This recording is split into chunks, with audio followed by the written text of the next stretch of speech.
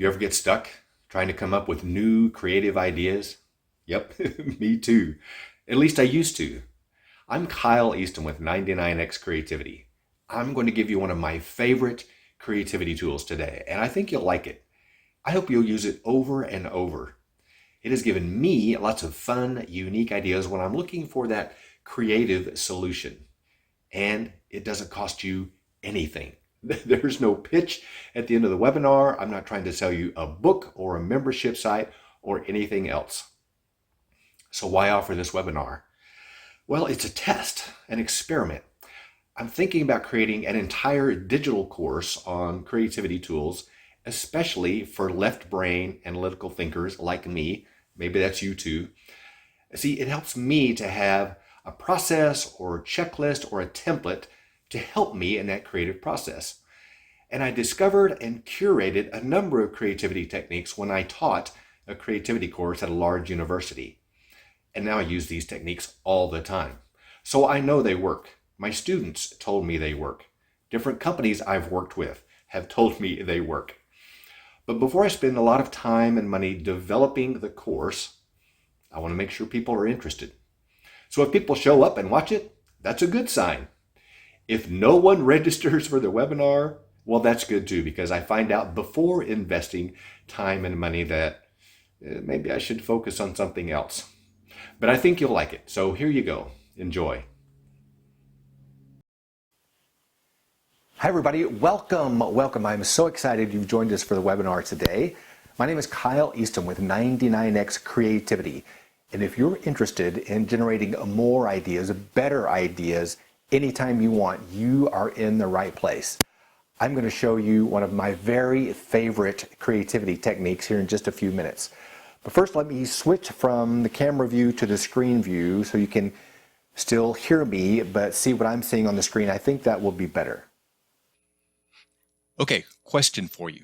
Did you ever think you weren't very creative? Frustrating, isn't it? I know I've been there. In fact, I still have to guard against that thought once in a while. But I don't believe you're not creative. You just haven't been given the right tools yet. Like remodeling a home. I am not the most handy guy around, but I can do some of the work. The problem is I don't have the right tools. There's a big difference between me with a handheld drill and a guy with a drill press who can do a much better job. Have you been in a problem-solving meeting and the big boss asks if you have any other ideas? You just quietly shake your head like many of your colleagues. Nope, got nothing. Then someone throws out an idea and you think, why didn't I think of that? And you tell yourself, again, I'm just not very creative. I went through that same frustration when I was an HR manager. I was seen as the compliance guy. I could tell the executive director of our agency what we could and couldn't ask in job interviews, how to handle employee absences due to family and medical leave, work comp issues. But when it came time for the meetings about the big issues, the big problems, I wasn't always invited. And I think it's because I wasn't seen as a creative, strategic person with lots of ideas. Have you been there? It's just like Alexander Hamilton in the play. Have you seen Hamilton? He doesn't want to hear about the decision after it's already been made. He wants to be in the room where it happens. Room where it happens, room where it happens, room where it happens. Sorry about that, but if you haven't seen Hamilton, you have to check it out. So with this additional set of creativity skills, it's much more likely that you'll be invited to the room where it happens to offer ideas about those big issues because you'll be seen as a strategic, creative, a big picture kind of person, and the respect and rewards that come with that recognition. Now, for me, it wasn't until years later when I was teaching in the business school at a large university. My boss, who's the head of the department, told me he wanted me to teach the creativity class in the entrepreneurship curriculum. I actually looked around at first to see if he was really talking to me, but sure enough, he was. See, I still wrestled with thoughts that I wasn't very creative. That generating ideas was what other people did. Now, I was good at implementing them, but I wasn't that confident in my ability to come up with new ideas. After all, I was more of a logical, step-by-step guy. It was those other artistic free thinkers that could somehow come up with unique ideas anytime they wanted, and I marveled at that, but just didn't think I could do the same thing. Now, I had taken this creativity class a few years before as a non-traditional student, non-traditional meaning old, right? And I loved it. In fact, I remember back during that class when the proverbial light bulb came on over my head when I realized I really could be creative. It didn't come to me as naturally as it seemed to for those other right brain artistic students. But with the tools, techniques, and templates I learned, I could be creative. And I did teach those classes on creativity and learned even more. You all know that. If you really want to learn a topic, you need to teach it. In fact, my boss referred to me on more than one occasion as the creativity guy, a problem solver, and counted on me for my ideas. Now, he didn't use all of those ideas, of course. He didn't even use most of them. But he really liked having options, and at times my initial ideas led to other ideas that would not have come about on their own. And that same journey can happen for you, from HR compliance person to integral part of the senior leadership team. Someone whose opinions and skills and creativity are not only valued, but crucial within the company. And when you become that go-to person for problem solving and creativity, your stock, your stature in the company goes way up. But how does that happen if you think you're just not naturally creative? Let me give an example. My brother-in-law is a very handy guy, unlike me. It seems like he can fix anything, even things he's never seen before. He can look at it and think, well, you just remove that cover, slide that piece out, and replace the whatchamacallit. I think he also has every hand tool ever invented, and I think a few that haven't been invented yet. I'll watch him work, and it makes complete sense as he takes something apart, makes a repair, and then puts it back together again.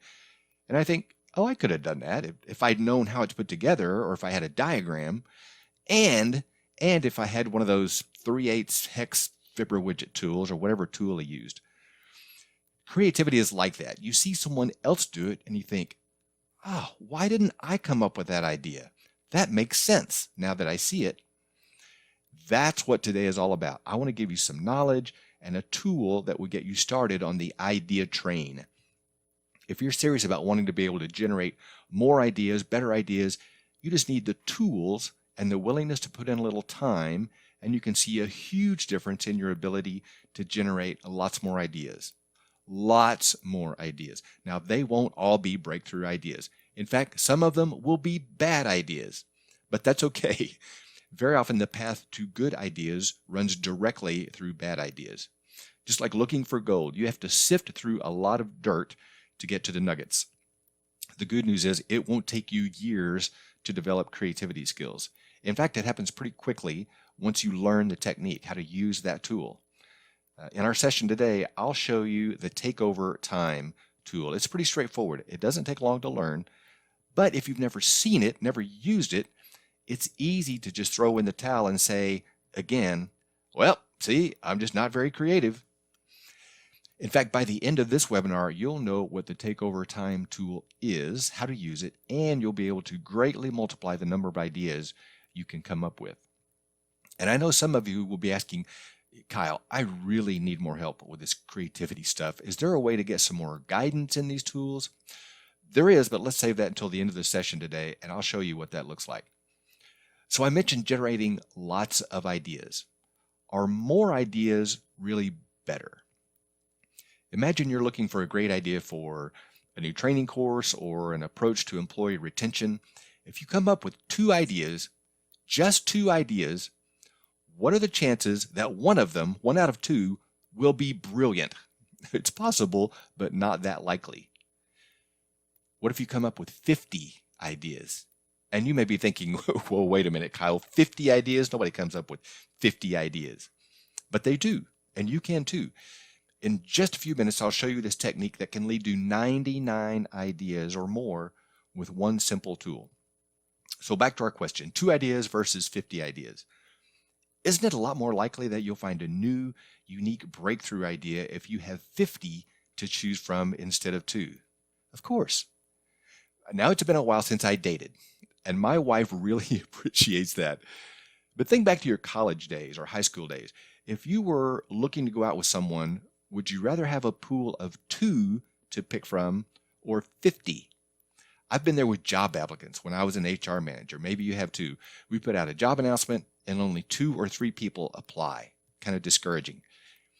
Isn't it much more likely that we'll find a great employee if 50 apply rather than 2? So yes, more ideas is definitely better than fewer ideas. And this can go beyond your HR duties. I know when I was an HR guy, I was routinely asked to facilitate meetings on other topics. So you may be asked to facilitate a meeting on strategic planning or new product development or a marketing initiative.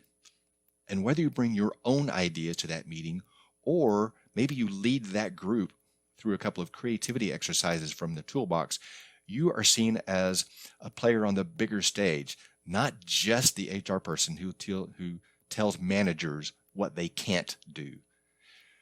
So how does that happen? Coming up with 50 ideas. Can you really do that? You can. Let me show you one tool that can help you generate as many as 99 ideas or even more. But first, we're going to get to that. But first, I want to talk about the creativity mindset. If you tell yourself you're not creative, it's just hard to get past that. Henry Ford is credited with saying, whether you think you can or you can't, you're right.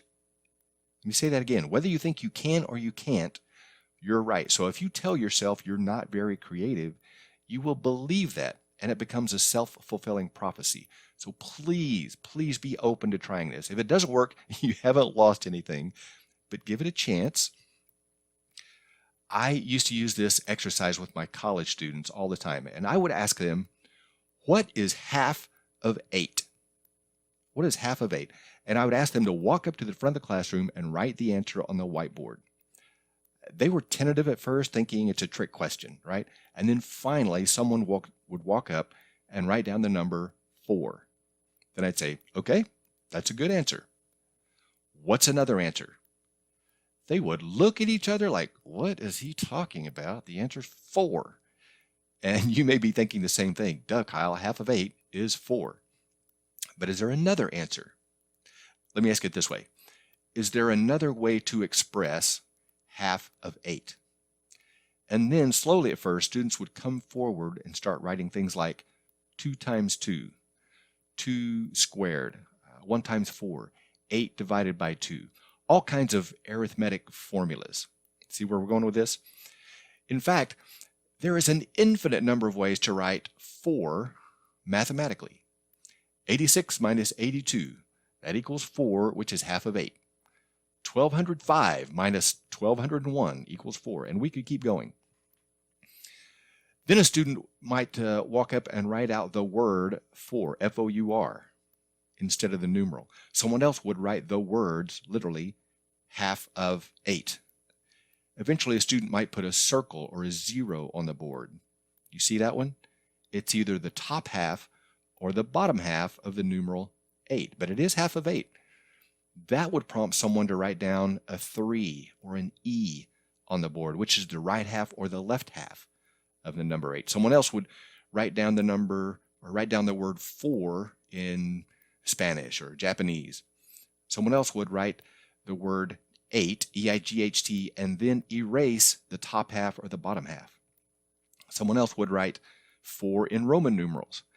I had one student draw 4 remaining pieces of pizza with the other 4 missing, and he said it was half 8, A-T-E. Most of us would say half eaten, but with apology to those who like good grammar, it was half 8, A-T-E. That one took an extra step or two to get there, but that's the beauty. This student didn't limit himself to the conventional wisdom. He knew the word 8, A-T-E, sounded just like E-I-G-H-T, and then ran with it. So pretty soon we would have more than 40 different ways to convey half of 8. And all of them were correct. Very often there's more than one right answer. But way too often we stop when we think we've reached, quote, the right answer or satisfactory answer.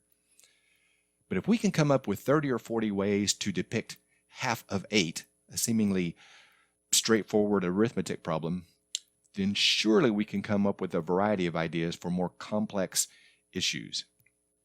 Now, I hope you noticed that once we made that small pivot in our thinking about finding additional ways to write half of 8, then lots of ideas started coming. It happened with my students every time I did this exercise. They had trouble at first seeing past the one answer, the number 4, but once a couple of students wrote down some alternative answers, it was like someone flipped a switch. They all started coming forward with a variety of answers. It was like someone gave their brains permission to look beyond the obvious answer. And you can do this. In fact, you probably came up with some ideas for half of 8 that I haven't thought of yet. One of my favorite questions in creatively solving problems is asking the question, in what other ways might we do this? In what other ways might we write half of 8? In what other ways might we attract job applicants? In what other ways might we decrease workplace injuries? In what other ways might we onboard employees? So that's first, be open to looking at multiple answers. And with that one exercise on half of 8, you've already made a switch in your brain toward greater creativity. The next time you're solving a challenge, think about this half of 8 exercise. So go a little bit beyond the obvious answer or the right answer and see if there are some alternative, less obvious answers that may also be correct. Okay, back to the 99 ideas. This is one of my very favorite creativity tools. It's called Takeover Time.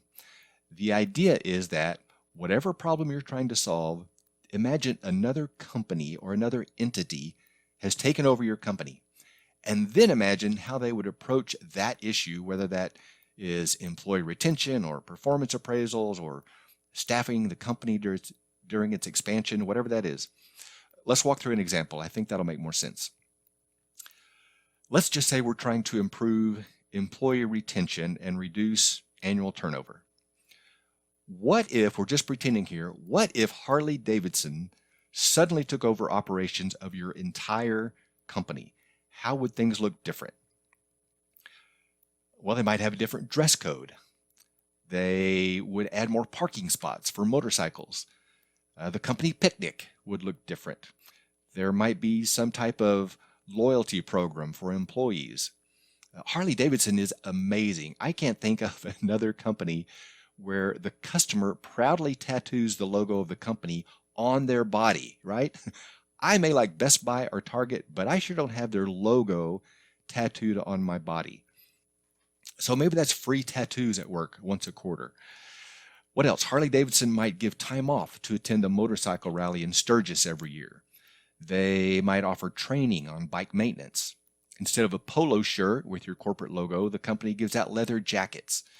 What else can you think of? So what's the point? Does that mean you have to start offering free tattoos at your company? Well, Harley-Davidson would do this, so I guess we need to start. No. There's another step. After you write down 10 or 15 or 30 things that Harley might do, ask yourself, okay, what does that make me think of that we could actually do? So Harley-Davidson is not really taking over your company, but maybe you could change the dress code to make employees more comfortable. Maybe you could offer some incentives when employees stay for 5 or 10 or 20 years. And it might not be the bike rally in Sturgis, but maybe each employee gets to have a day or two of paid time off every year to volunteer for their favorite cause, like Habitat for Humanity or Big Brothers Big Sisters.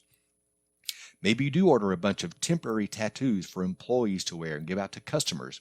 Not Harley tattoos, but your company logo. Now, not every item that you think Harley-Davidson might do will lead to a great idea for your company, but some of them might. And it's this change in perspective that prompts you to think of ideas that you otherwise might not have come up with. Let's try another one. Same question, employee retention. But in this case, we'll say that the NBA is taking over your company, but not the National Basketball Association, although that one might be fun too. But let's try the National Bartenders Association. What would they do differently where you work if the National Bartenders Association took control of your company? Work different hours, the evening and night shift, insist on following recipes or processes, build rapport with customers, check people's IDs. Know everyone's preferences. Let's see, you're a Long Island tea and you're a Merlot. They might provide training to see when someone is overserved. They might have training courses on mixology. They might teach employees how to read a profit and loss statement by calculating alcohol costs versus how many drinks are sold. They might institute happy hour. That might be all right. So what could that mean in your company? What do those ideas make us think of? And how can we riff off of those ideas and make something applicable to our company? So bartenders follow a recipe for consistency. They don't want to overpour and cost the bar money, and they don't want to underpour and make customers unhappy. So what could your company do to encourage recipes or checklists to ensure consistency?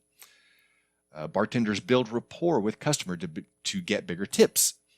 How could you encourage employees to build rapport among each other? Employees that are more engaged tend to stick around longer. Remember, our business issue is employee retention. Bartenders check people's IDs. You're not going to check IDs when employees come to work every day. Well, you might if you're a defense contractor on a classified project, but most of us don't check IDs daily. But checking IDs makes me think of how we could hire better on the front end, check those people on the front end to make sure the right people are getting in and keeping the wrong people out of our company. Another one, just like a bartender knows your favorite drink, do you know an employee's favorite baseball team or how they like to spend their holiday or that they're passionate about the local animal shelter? That can lead to better atmosphere, better employee retention. What about happy hour? Now, I'm not suggesting cocktails. That wouldn't work in a lot of places. But can you periodically get staff together on a Thursday afternoon for a 30-minute meeting with ice cream or snow cones? Maybe trying one or two of these ideas could lead to better relationships at work, better team atmosphere, and better employee retention. Again, every idea you think of from another company's point of view won't lead to a brilliant idea, but don't give up. Just pick another company and go through that same exercise. It makes sense, doesn't it, that you're going to get different ideas if you use Harley-Davidson as the takeover company than you would if you use the National Bartenders Association. And if you do the exercise again using, let's say, NASCAR, for example, that will give you another set of ideas. You may see an entity like NASCAR and think, yeah, but Kyle, I don't know anything about racing or how NASCAR operates. That's okay. Just start listing words you might associate with NASCAR like race, competition, pole position, fast, pit crew, going around in a circle, sponsors, tires, loud, whatever it is, and then see what those ideas, what those images make you think of regarding your company and the issue you're trying to solve. So that's 3 examples: Harley-Davidson, the Bartenders Association, and NASCAR. There are a lot more, but we're not going to take the time certainly to go through all of them right now. In fact, right after the webinar, I'm going to send you a PDF of the Takeover Time tool that has a list of 99 different companies or entities to use in this exercise. So you can just plug and play. And you may be thinking, yeah, but Kyle, isn't that going to take some time? I mean, 99 different companies on this list? Yes, it will take some time. One of the misconceptions about creativity is that ideas just magically come to creative people in a flash. But that's not normally what happens, at least not for me, and I think you're the same way. If it does for you, that's great. But for a lot of us left brain, analytical people, we need a process. And people we think of as creative, like cartoonists or painters or musicians or architects, work at their craft. And it may take hours or weeks or even months sometimes for them to come up with a creative breakthrough. So sorry, there's not a magic pill, at least I haven't found one, that will let you miraculously come up with brilliant ideas in the blink of an eye. Just like there's not a magic pill to help me lose 20 pounds. That's too bad, but we know that's not realistic. But with a good set of tools and a commitment to spend a little time using them, you can significantly boost your creativity output. Now, I don't expect you to go through every one of the 99 companies on the list each time you're trying to generate ideas. But if you won't even take the time to use the tool, or you stop after just one example, you're severely limiting that creative potential. And that's what I want to help with, to get you out of that creative poverty. So use this take over time tool often. That's hard to say. Take over time tool. Use this take over time tool often. I hope it generates $1 million idea for you or your company. Share it with other people. Or you can just keep it in your back pocket until you need it and make people wonder, where does she come up with all these fantastic, unusual ideas? I'm so glad you joined me today. Watch your email inbox for the Takeover Time tool. It's a PDF document that explains the technique and then gives you 99 different companies or entities to help you generate ideas. And if you got something out of the webinar today, I'd love to hear what your biggest takeaway was. You can just respond to the email I send you and give me a sentence or two about what you liked. And especially if you try using this tool, let me know how it goes and what new ideas you came up with. I'd love to hear about that. And if others like you think this kind of information is worthwhile, we'll finish that online course on creativity tools and let you know about it first. Thanks again. Take care.